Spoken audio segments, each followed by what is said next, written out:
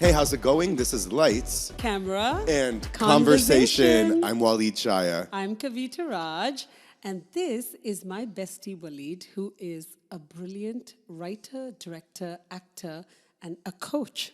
Yes, and this is my bestie Kavita, and she is a brilliant businesswoman, runs a record label, and the mom of pop artists Laura and Rhea Raj. Thank you so much. Yeah, Rhea and Laura have been in the business, and they are both performing artists. They sing, dance, and act, but right now they're focusing both on their music journeys, music careers, and we've been doing this for a while, supporting them in this process. So that is my experience, and I'd love to share about this every week with you guys. Wally, tell me a little bit about what you do. Yes, of course. I'm a filmmaker. I act, direct, produce, write for TV, film, commercial, all that fun stuff. And beyond that, I run a performing arts studio called Studio for Performing Arts, where I help actors break into the business. Yes. So if you're listening and you're a performer ready to break into Hollywood or even New York and beyond, if it's film, TV, contact me. Yes, absolutely. Walid is someone that really got our family started in the film and TV world, the girls especially, when they were young, fresh talent into New York City. I remember your program, your guidance, your coaching, developed them, got them so much footage and content, opportunities, their agent, their manager, Yes. so on and so forth. And The here we are. sky's the limit. Yeah, and here we are in LA because, we followed you. And we are so proud to see your journey flourish, your program flourish, you as an individual do amazing things, and we're here for it. Cheers, and same to you and your girls and family, to the Raj Mahal. Very Cheers. much. Yes. All right, family, those of you listening know we have a new topic today. Yes. And today's topic is a special one because we're going to really be able to highlight our experiences. And it is about filming on location versus on set. Okay? Yeah. So just to break down what that means Yeah. for our listeners who might not be from the film-specific background, for example, on location means we're filming at an actual spot. So if the scene is in a castle, we are in a castle on location. Yeah. On set means we're in a studio set, which is a big warehouse where they build multiple sets in with Hollywood flats, which are fake walls, basically, Right. and green screens and all that fun stuff to create the illusion of the real world. Right, exactly. And my experience in that is with music videos. So the amount of music videos that we've produced over the years, we have learned the difference between these two experiences and their sets. They could be indoor, they could be outdoor, but they're sets. And then there is the actual location, because you want the realistic nature of that scene or that moment. And so you film it there. And while we get into it over the course of this chat, I'm going to share my recent experience with a music video where we were doing a very different kind of location. So. Yes. Oh, I can't wait to hear about that. And I know all about that, but to really share and dish, because we haven't got to connect since about this shoot. Let's go ahead and dive right into this music video experience. Yeah. Because it really is telling about shooting on location, which is what happened with this music video. Right, exactly. So this music video is going to be coming soon. It is insanely exciting. Walid Shaya is in it with me. You're We're in it, besties, on camera. Exactly. And what a fun day that was. What a fun experience that was. And I think in that journey of producing a music video, we had amazing support while we produced this music video. We had a coordinator who was a production manager on set. We had a director, we had the DP, director of filming photography. We had a large crew of assistants, support people, key, grips, lighting, and support. So yes. Would you say like 30 people probably? Yeah, exactly. So the crew itself was about 30 people, you're right. The cast was 15. Yes. And then additional support outside of that was about 5 or 10. So we had a total of 60 people on set that day, right? And that's still in some cases considered a small set, right? People listening might not know what the average size of a set is. When we're going to like big Hollywood blockbusters, between all the, there could be 60 people just in the costume department alone, right? So for something like this, and this is for Rhea Raj, your daughter, right?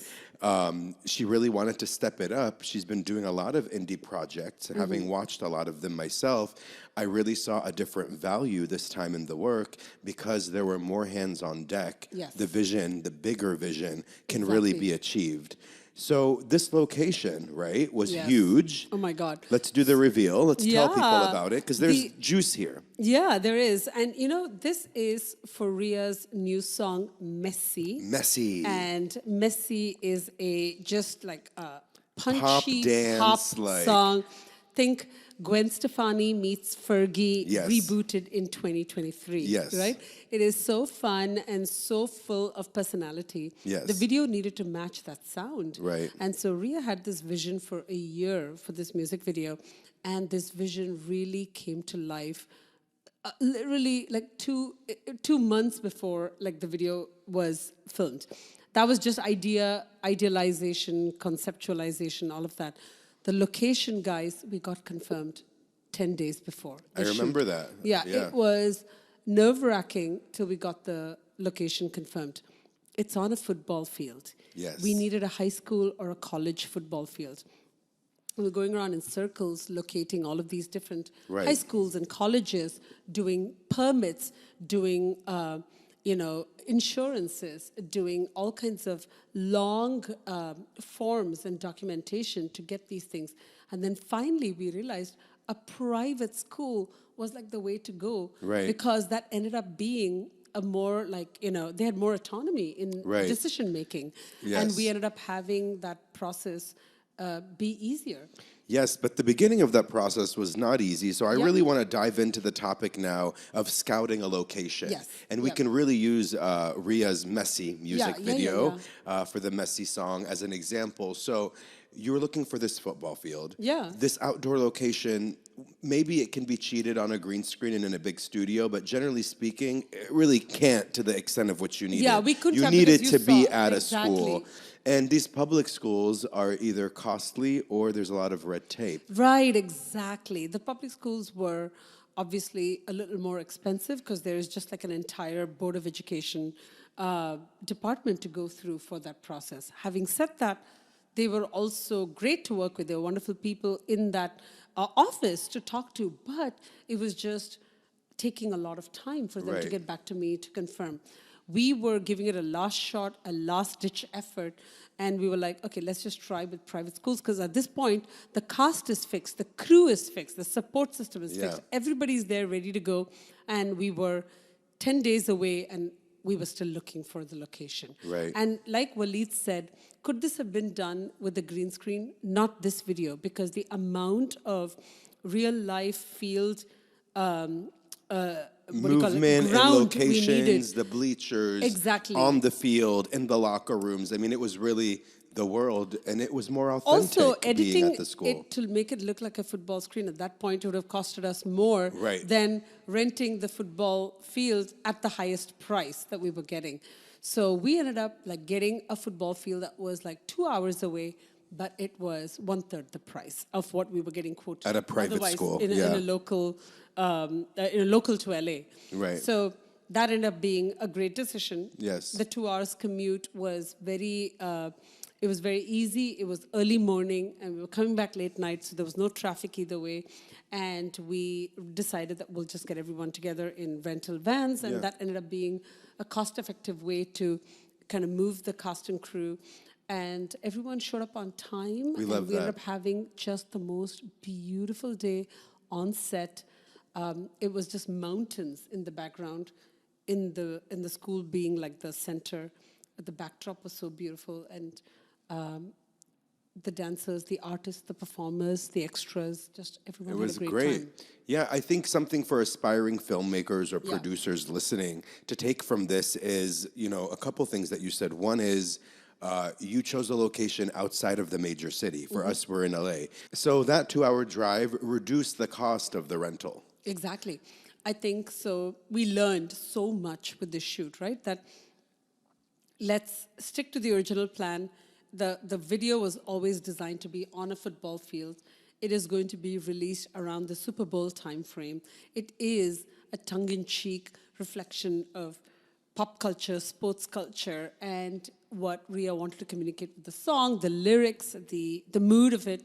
So it will really play beautifully into that location. Yes. And having worked hard to call a couple of hundred schools paid off. I really learned that scouting a location is its own full-time job, but we learned how to do that job, and now we just really have great respect for that in itself as a job. So yes, there are location scouts as exactly. main positions on a crew, and more than one sometimes. And their job is dedicated entirely, as you know, to go and scout, to go visit the locations, take photos, see if it'll fit any props or the amount of people they want in there, negotiate prices, make sure it's able to be paid for, make sure it's received, arrived and cleaned up after. So there is a lot to do with that, and a lot of the time in these indie productions. People like us who are the producers end up adding the title of location scout and that duty under our belt. Exactly. And when you go, like say, a public organization, a government organization, like a board organization, what ends up, a city, entity, what ends up happening is that you have to make sure that you have your insurances, your permits in place, and all the documentation you need to have as a company properly incorporated in place before you can do that. Liability. Exactly. And you have to make sure that the coverage that they require, you're able to provide. If you go the private route, we still had to do the insurances, which was a very straightforward process. You go through a private insurance company that will make sure that you're insured for all the liabilities and any kind of damages or issues. Thank God nothing Accidents was on needed, set, God forbid, right. that. But also the permits were not required because being a private entity, they have the city permits built into their location. So absolutely, that was a nice thing. That's a great tip and trick too from working with a private school. You mentioned you called several schools to find a football field, right? The price ranged and the quotes that were given to you from various schools down to what you ended up with. How, what was it like with the different prices, and how did you decide to adjust your budget? How did you decide, if it was going to be worth it or not? How do you take in that information that's such a wide array of numbers and then look at your budget and say, this is how we're going to make it work? We had a quote of anywhere from 10,000 to 20,000 for public school football fields for like a 12-hour day. And we got a private school for 4,000. Yeah. So that was like 1/3 the price. So I know for the music video, we were on location. I had an experience where I was on a set, which is a sound studio, for Madam Secretary, the TV show. So this is different than being on a football field, which, it's the real deal. And for you as a performer, you can really use your environment. You don't have to pretend and imagine this is there. The field is there, the grass is there, the bleachers were there, right? For Madam Secretary, we were on a sound stage. Now, they built the scene we were in for what the camera sees. So what the camera sees, it's there, but everything else around it is not. It's all black walls, it's a lot of production crew, it's a big warehouse, Now for Madam Secretary in that scene, I play a soldier, we're fighting in combat in this like dugout, and I get shot, okay? So when I get shot, all the weapons are empty, but there's still gunpowder and different things to make it look like it's real. There's a lot of choreography with the stunt work. There's a lot of little explosives going off around us, so we have to make sure to move to where our blocking is. Yes, it's all about timing. And we had to do the scene over and over to make sure the timing was right, but we had limited chances because it's costly to break things and blow things up and make things smoke, and you have to clean it up and do it all over again. And you only have so much time to clean up and reset with the group of actors before they have to shoot the next scene, okay? God. Wow, So when I did that, I recalled, wow, it's super helpful being on set in the sound studio, okay, because they can really manipulate the choreography of the special effects. Right. So that was really unique in itself for Madam Secretary. Now, on the other hand, when I worked on the Blacklist Redemption and I did that show, we actually filmed on location. So in the Blacklist Redemption, it's an outdoor scene. And in there, I am stopping a car with, a very big prime suspect. And in that scene, we did it outside where there's a checkpoint for cars, and I played another military officer. We see a trend here. I'm very fun and bubbly, and that's me. You know me as that person, Kavita. But on camera, I can carry a gun and be really tough. And it's so much fun to play characters That that is are, so fun. not us. Yeah. But that was on location, yeah? I need to see you in my favorite show, Fauda. Oh, I'd love to be in Fauda. Shout out to the Fauda casting directors. Yes. Call me. Yes.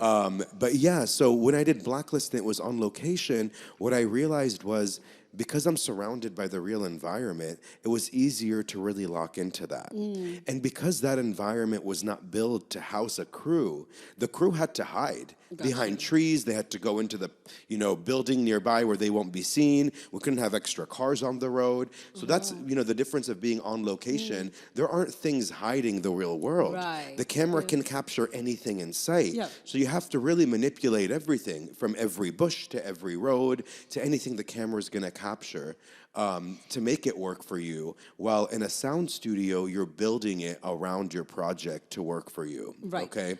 And so nowadays, you're right. So both have, from the cost angle, they both have their advantages and disadvantages. So in the sound studio, you're doing it there for a reason. You need that certain like sound effect, or you need the certain like visual effect. But then you're going into it knowing that you're going to have a huge post-editing cost. You're going to have like that person that's going to make it look like a certain scene that you're looking for. On location comes, as you said, with its own like real life challenges. Nobody can be on the frame, right? You have to be like away from the frame and do it that way. And what's also hard about being on location is sound. You can't stop an airplane from passing by, sirens from coming through, your neighbor from playing their music. You know, a lot of people film in, for example, peer spaces. So let's talk about peer space, actually. I love peer space. Shout out to Peer Space, Shout out to Peer company. Space, I just realized, Peer Space, do you want to sponsor this episode? Because Yes. I'm going to talk about how much we use Peer Space as a music video producer. Right. We are literally on Peer Space every month, booking a spot for photo shoots, video shoots, music videos, scene recreations. Yeah. I just shot my sister Rowan, who's a singer-songwriter as well, for those listening. Who has her space. A new song coming out in the new year. And what's really exciting is that we shot at a peer space this last weekend for new photos and cover art coming out. So exciting. And it was a good experience because it was a photo shoot and the space accommodated everything we needed, from the lights to the different setups. But there have been spots too where, you show up there and the set might be great, but there might be someone next door that's blasting music. Or there might be too much natural light or not enough natural light, and you're trying to cover up windows to create a mood or to let the light in if you want to shoot something in a certain style. So this is where shooting on location might become a challenge. But, peer space has become such a great hack for filmmakers and for, entrepreneurs that are in real estate renting out their space, because it's allowed for more opportunity to be in different sets at an affordable price most of the time. Right, and in that sense of the word, it's almost a tad easier if it's a music video, because the music is going to be overlaid onto the video later. Whereas if it's a film and TV project in a peer space or anywhere for that matter, it's going to be, you need to have the sound situation sorted out perfectly, and there needs to be silence on set, and so on and so forth. Yes, so little stories to share. There have been so many sets that I've been on that shoot outside on location. And there's a random stranger. You can't stop the public from living their life. Crossing set on the phone, taking a phone call. And they're like across the street, but you can hear them. And so then you usually have a production assistant, a PA. The first AD or second AD says, send a PA over there. And this PA goes and is like, hey, I'm sorry, can you get off your phone? We're shooting a movie. And some people are intrigued. They're like, oh, you're shooting a movie? Oh my gosh, sure, what is it? And some people are like, you're shooting a movie? I don't give a flip. You don't run these streets. You don't own these streets. So you have to be able to work with different types of reactions and experiences. And in New York City, you know how many times we run into that. So we lived in New York City on the Upper West Side. And FBI was shooting right outside, filming right outside our building. And you can imagine, I'm a huge fan of this show. And so when I'm walking down, I'm literally going to the grocery store to pick up what we need for the day. And I see my superstars on my street. And I just died. I was just like, family, forget about groceries. Yes. Mom's busy. Mom's going to be a background extra in FBI, just Exactly. walking down the sidewalk waving. Yeah, absolutely. You're hired. You're And cast. I was like walking, and they were all waiting for me to like walk past. I'm like, well, I You're kind of like want to be in walking it. extra slow. And they're like, come on, let's move this lady off. And yeah, that's the reality of filming on location. Sometimes, you know, as an actor being on location, I might get my best take, my best other take. And they're like, sound, we had an airplane fly there. Or, you know, someone closed the door. Or if you're shooting indoors, again, and it's not a sound studio, air conditioning. The air conditioning or the heat comes on, and you know that does create a different room noise. We call that room noise, room sound. And so you know we want to keep the consistency. So these are all things that filmmakers that shoot in a sound studio are able to manipulate to down to the hair. You know, down to the like very, very microscopic moment. Right. And coming down, so we're clearly, our conversation's going back and forth between the studio, and so it's called, in the film world, it's called studio and on location? Correct, yeah. Oh, wow, okay. And on a studio set or on location in a real set, yeah. Right. And I was thinking like on location, we're going back and forth between the experiences of both. The on location thing also, in addition to like sound, there's also light, sunlight. Yes. So not only is it affected by things you use, like we talked about like explosives or fireworks or like stunts. We're not talking about just that. Those are all like actually things that you are creating for the effective. So you have to like try to be, if you're on a budget, you have to be like, hey, listen, before the explosives run out, you better get the take right. Correct. Before the fire runs out, you better get that moment. You don't want the person running in front of a fire, for example. Correct. You want to have it like done properly. Yeah. How many times are you going to recreate it? Oh, Especially absolutely. if you're a small budget production. Yeah, and you know, we were dealing with this on the set of Messi, the music video. Yeah.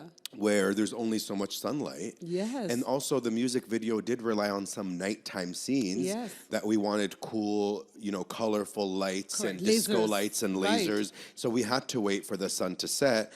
And then that's where, you know, again, the producing team, the, you know, coordinator comes into play where you're really strategically planning out what you're going to shoot when you're on location, because you have to think about the weather. You have to think about the sun.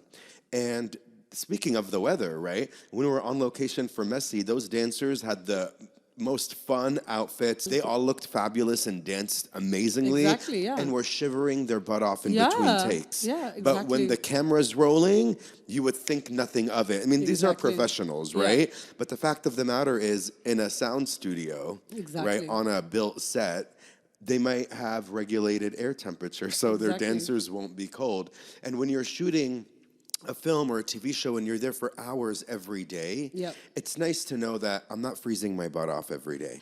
And despite the fact that in the outdoors you can control as much as you can, which is you have an indoor waiting space, you have a holding space indoor, you have a comfortable, warm room to be in between shots. While you're actually filming, it is the elements of nature that you're dealing with, and you have space heaters, but there's only so much space heaters one can have in a space like a football field.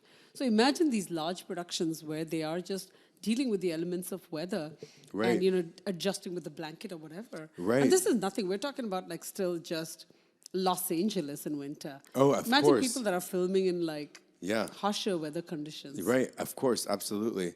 It reminds me of a time I worked on a feature film. It's called A Christmas Kiss, and it was a Christmas holiday feature. And this film had mostly night shots. So it was filmed at nighttime. So for weeks, our call time was like 8 p.m. And we'd shoot till like, 6 a.m., 8 a.m., whatever the day would go day to day. And first of all, we had to do that because we were on location. It required the sky to be dark, right? It plays a number on your mentality and on your bandwidth because, we're not bats. We sleep in the nighttime usually. So to be up at night and then you're getting home, you're going to sleep, it's working the night shift. But having to be on camera and perform and put on your A game, it really takes a lot to make sure you're efficient and you're not getting discombobulated with the flip of the schedule during nighttime.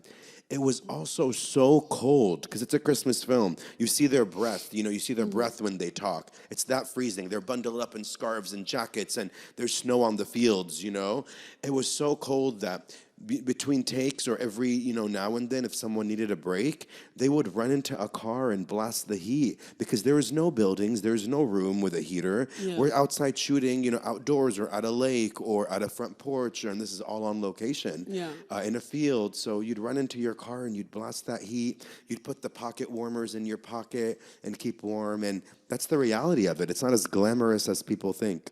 You're so right. And you know what? I'm just remembering, as we're having this conversation, I am making a list of things that we need to have for the next film shoot.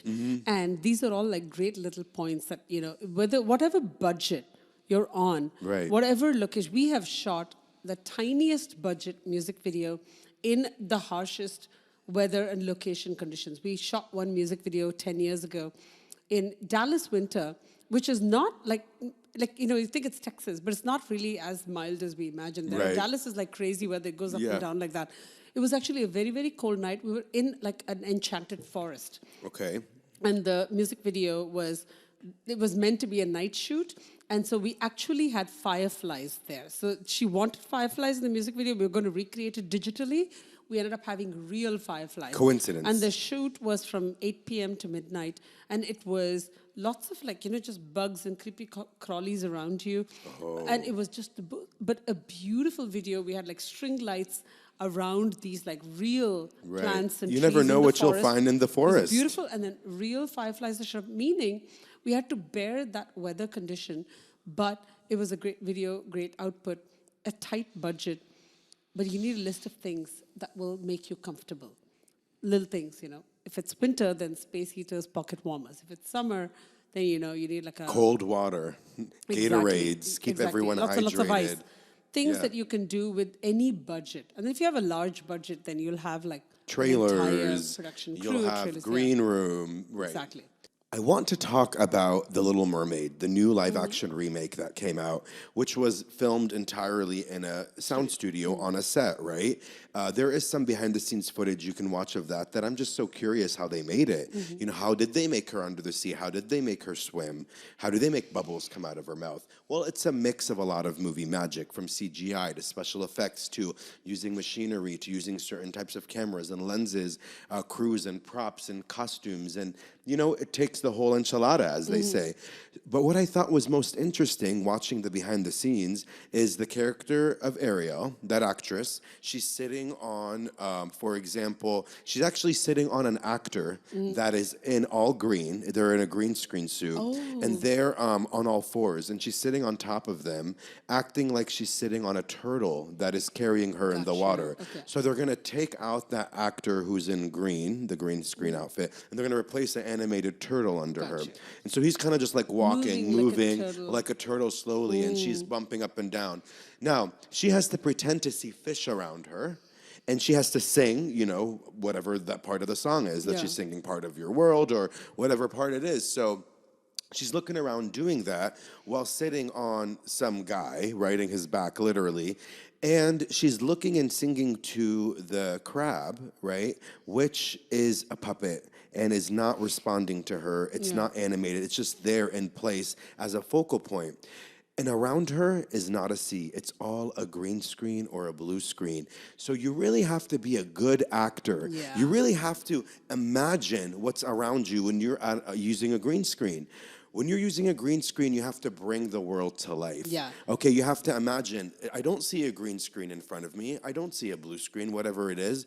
I see the ocean, if I'm the Little Mermaid. I see the fish to my left and the whales to my right and the seaweed on the ground here. How deep am I into it? Where is my home in relation to where I am? You really need to imagine that. So watching the behind the scenes of The Little Mermaid and just realizing, the challenges that come with not being on location, and also for something so fantastical that's under the sea, that's a whole other location that's not, human to us. Was just magical and very interesting and challenging in its own way. What a great example. Yeah. We're just touching one topic, one perspective. Yeah. As an actor, the amount of imagination and creativity you need to have anyways in training to be able to do this. This is the way you need to reflect upon it in terms of location, where you're filming. what is the environment you're in and how you need to come to set as an actor. Exactly. And on set, as you said, there's very little, like, there isn't room for so much creativity because you're surrounded by camera and lights and smoke and, this and that. There's a crew around you, but you have to act as if you are in the ocean and make it look as magical as we all see it, finally. Yeah, exactly. I'm a big fan of Harry Potter. Yeah. Do you like those movies? Have you watched them? Seen all of them. Oh, they're so good, right? So both grew up loving it, so we saw it all. Have you seen any of the making of Harry Potter? I think I've seen a few, but not that much. So most of them, especially when they're fighting with their wands and doing the duels and battles, they're just about all on green screens, and they're all on sound stages. Yeah. The stage is green, the sets around them are green, the walls are green.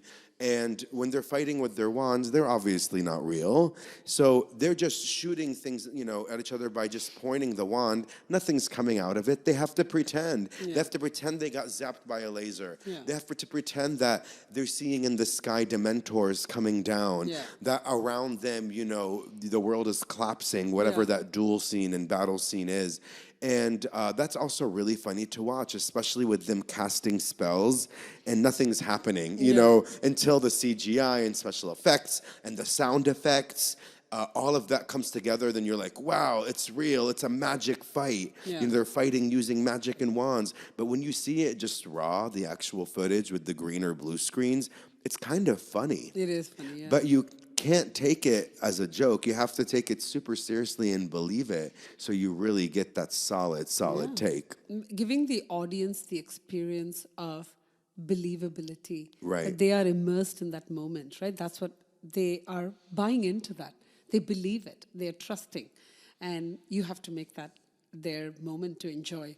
It's a big responsibility as an actor. Absolutely. And as you said, it's like, what an interesting perspective too, that it's so much more complex on set in its own way than on location, right? Yeah. On location, you have the padding of the actual yes, you're kind of weathering the harsh, environment, but you have that for inspiration. So ultimately, whether we're on location or whether we're in a studio, in a set that's been built specifically for a production, there's always going to be pros and cons, right? Yep. And ultimately, it's important to start with the vision of your project. Yep. What does your project require, and what's the best way for you to utilize your budget while respecting the authenticity of the story? Absolutely. And I think that there are ways to work within almost any budget, keeping it realistic, making sure that you're going through the research to, learn about what location you're looking for, as you said, and making that, creation come to life within the parameters that you do have. Yeah, so absolutely. Very excited, so. I love it. Speaking of the messy music video, it's going to be out soon. Yes. And Rhea Raj is on all music platforms. Yes. So that's where they can find it. Yes. And then when the video drops, I just want our listeners to know they're going to see me and you in it. Yes. So they need to look out for us. They need to look out for us. We are clearly superstars. I love it. The video is going to be amazing, and it's going to be coming around Super Bowl. Yes. And it's set on a football field. And like I said, it's kind of like a fun take on the concept of football and being how rebellious look at it. Exactly. It's going to living be your just best life. so fun. It's satirical and it's catchy. It's upbeat. It's dance vibes. It's called messy, for heaven's sake. Exactly. So and get ready. Speaking of Super Bowl, yes, I am going to be at the Super Bowl. Yes, and that's excited. Our pop culture segment for today. How do you feel? I love the sport. Yeah. My husband lives for it. Okay. I love Super Bowl. I love football, and I'm a big fan. But I'm a bigger fan of the music. Yes, the of halftime course. show. I'm a big fan of the halftime show, or as me and my people call it, the intermission show, right? So this year's performer is going to be... Superstar. Usher. Yes. And you're going to get to see Usher live. I am going to get to see Usher live. So, hey guys, I may come back to LA, or I may just be a groupie? Yep, that's it. Just follow Usher. Team. Love Usher. Love his music. So talented, great voice. I mean, great range, and just seems like a really down-to-earth guy, honestly. Yeah, absolutely. I know he has a big Vegas residency. Yeah. and that, that's been selling well with a high ticket item. And it's just really great to see him in the big leagues. Yeah. As an artist, the Super Bowl is so important because it really is a huge platform. Yeah. The amount of viewers that watch the Super Bowl, can really take your career to the next level. Absolutely. And I think it's interesting that the artists pay for their own Super Bowl production. Yeah, is that interesting? And that's so amazing. How big must the event be that they can be like, we can get anyone we want. So, but you have to pay for it. Yeah. It's the visibility, the greatness. It's like a beyond iconic moment, right? I mean, we're still waiting for superstars we all love to perform at the Super Bowl. Right. And it's only once a year. So you can be like a massive star and you still have to like wait your turn to be able to perform at the Super Bowl. Exactly. It is really something else. And I think Usher is just a great choice. He's a great choice. I'm so excited to see, his set. Yeah. I can't wait. And he's also someone who not only does he sing, but he does also dance. Oh my God, he's such a great dancer. So, and he's a superb artist. His music has been so fire in the 2000s. So I'm super looking forward to his performance. And I think he's just going to be such a great overall artist. And he's going to be performing on location. Yeah. On location on the football field. Exactly. And so he's going to be able to really use that. And you, my dear, are going to be a part of that magic in the bleachers, giving him your energy. Oh my God, yes. I'm clearly the bleacher mom. Oh my gosh. Can't wait to hear more about it as you experience that. Yeah. I hope the Super Bowl is going to be a lot of fun. Yes. And I know that you're going to be telling me, everything about Usher in the show. Yes. We'll see what happens. Yes. Can't wait. Thank you very much. And thank you for being part of this whole experience. Yes. Love chatting with you about so many topics. And this was something that we could actually talk about because it was a joint experience. So fun. Some of my favorite projects are ones I get to do with friends. Yeah. And to do something with you, my besties, great. Yes. So thank you to you. Yeah. And to the viewers, if there's any questions you have, any thoughts, comments you have on your own experiences, either looking for locations, filming on locations, what you went through, what kind of obstacles you had, what challenges you had, please share that with us. We'd love to listen to it and talk about it. Yeah, we want to know. And there will be more episodes coming up, new episodes every Tuesday. Yes. We will have more guests joining us for future episodes. Yes. And we'll continue sprinkling in me and my bestie here catching up with new topics. Thank you so much. On that note, cheers. Cheers. I'm Walid Shaya. I'm Kavita Raj. And this is Lights, Camera, and Conversation. Thank you all. Hey, be sure to like, subscribe, and follow on Instagram and TikTok. We love interacting. Also, the content in this podcast episode is provided for general informational purposes only. By listening to our episode, which we love, you understand that no information contained in this episode should be construed as advice from Lights, Camera, Conversation or our individual authors, hosts, or guests. Nor is it intended to be a substitute for research on any subject matter. We always encourage you to do your research. Reference to any specific product or entity does not constitute an endorsement or recommendation by Lights, Camera, Conversation. The views expressed by speakers are their own, and their appearance on our program does not imply an endorsement of them or any entity that they represent. Thanks for listening, and until next time, have a great day.